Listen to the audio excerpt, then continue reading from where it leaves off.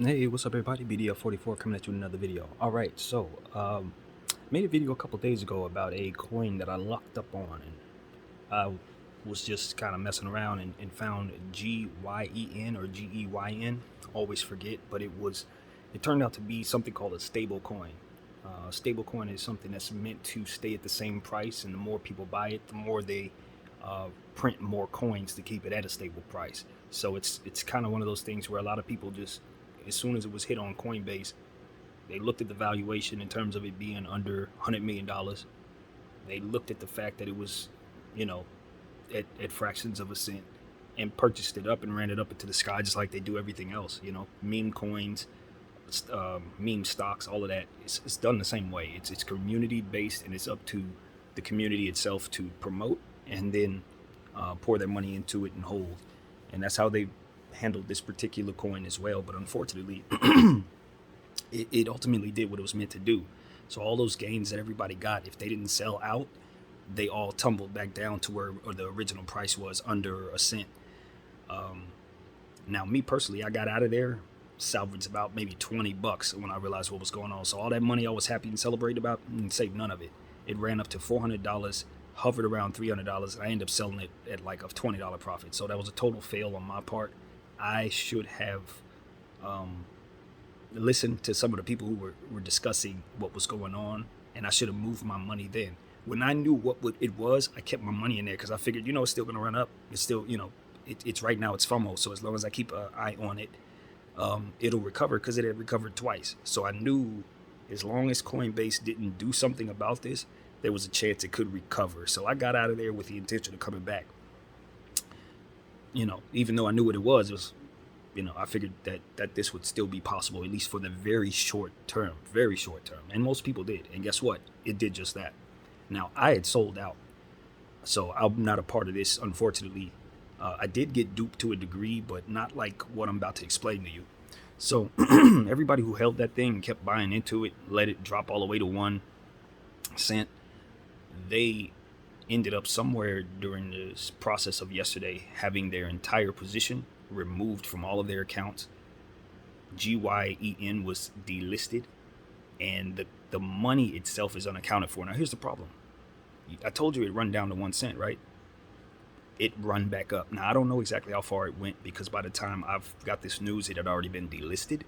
But from what I understand, people who bought at the bottom where it had fallen this last time after I'd sold out, ended up making like 1,100, something ridiculous. I may be exaggerating because I honestly don't know, but somebody said they had turned like $1,000 into 42,000, and then it was removed from their account.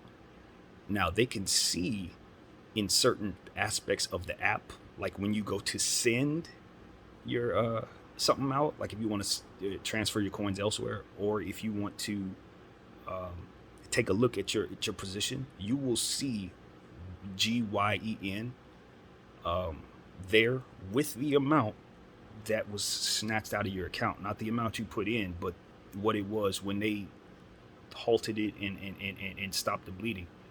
This is just like January 28th, where the broker is doing what's best to keep them afloat at the expense of the people, the retail. This is the same thing. It's very same thing. And unfortunately, even though I wasn't part of GYEN, I made this video because I did buy $2 whole of something called PowerBook, and the same thing happened with PowerBook. Yeah. See, for me, it was like, okay, now that I know that Coinbase has crazy, prices for their delisting, in terms of, not delisting, excuse me, let me get my mind right here. When Coinbase debuts a new coin, it shoots up. Okay? So my thing was, all of the new coins need to be given some cash. Just give them a couple dollars, because when you see a new coin, there's a chance the same very thing could happen. So I got lucky the first time. I figured, hey, what's the hurt in buying another one of these speculative coins? $2, that's not going to make any difference at all. So I just figured I'd throw $2 at PowerBook and just keep it there because of this exact thing. And guess what? Exact same thing happened with PowerBook. I think it's called PowerBook. I might have that wrong. Powerledger, PowerBook, something like that. It's a different type of coin that I'd never heard of, just like GYEN, but they handled it the same way, and it's not as popular. Nobody's really talking about that. I haven't heard anybody talk about it, but because I have $2 of it, I know they did it with that one too. So that on my account, ladies and gentlemen, that $2 investment, it shows that it's $189 right now. Yeah. And they have made it so that I can't send it to any other accounts. They've made it so that I can't trade that money. They've made it so that I can't extract that money. All I can do is take a snapshot, a screenshot of what it is that's sitting in my account. That amount is not accounted for in the overall price of my account. They have removed that $189 from the total of my portfolio, but PowerBook or whatever that thing is called is represented as $189 as of right now, standing still without change in value. So it's very important that I got up here and documented that.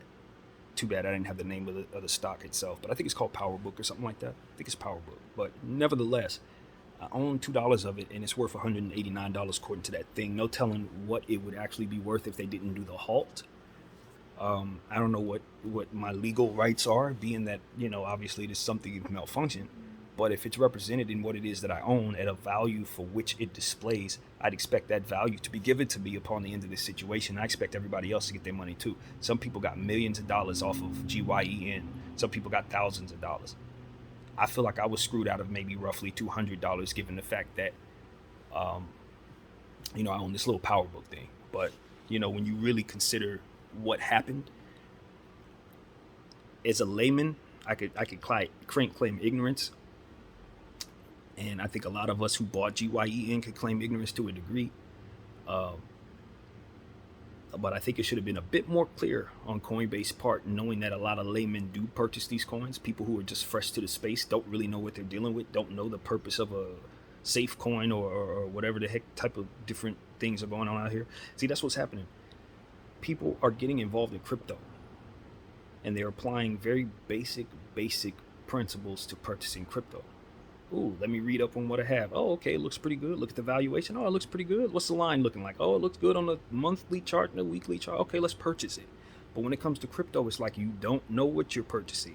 Some of these things have functionality that are very specific to things that are done with that particular project. You don't know what you're buying. And it's up to Coinbase and these various, brokers to kind of help navigate us through this very, very new technological space. And situations like this show just how ill prepared they may be to effectively do this for us. This is a lawsuit waiting to happen. This is them having to pay people hundreds of times worth what it is they purchase just simply because of whatever little glitch is going on behind the scenes. But the reality is, it ain't my fault there's a glitch there. It ain't retail's fault that you guys mismanaged this process. We want the money, not that we invested, but the money that it shows that our goods are worth. And I feel that way. I know I put in $2, but I want my $189. That's what it's worth. That's what it's worth. And being that you stopped the ability for us to purchase and sell it, whatever it's going to be worth later on, after you've done that, has been directly affected by you. You manipulated that price.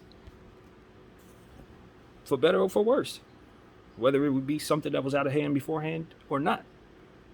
Now you owe us that money. And so that's where I'm at with it. I think that's where everybody's at with it. I don't want $2 back.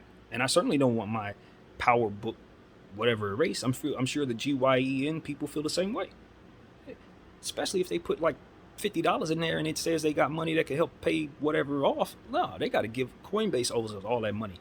Coinbase got to give us all that money if things are going to be done correctly in this country. Now, I understand, or in this world rather, because it's not limited to this country, but I understand that, we had just, and I mean literally just seen Robinhood's trial kind of get thrown out, their case get thrown out in regards to the 28th of January 2021, where they removed the buy button from various meme stocks, specifically GME and AMC, in order to stop the bleeding on something that was similar to this, to where it had gotten out of hand. They couldn't fulfill the needs, and they felt like they would go under if they didn't cheat the rest of us in this process. So in other words, we had to pay their bill for their mistake.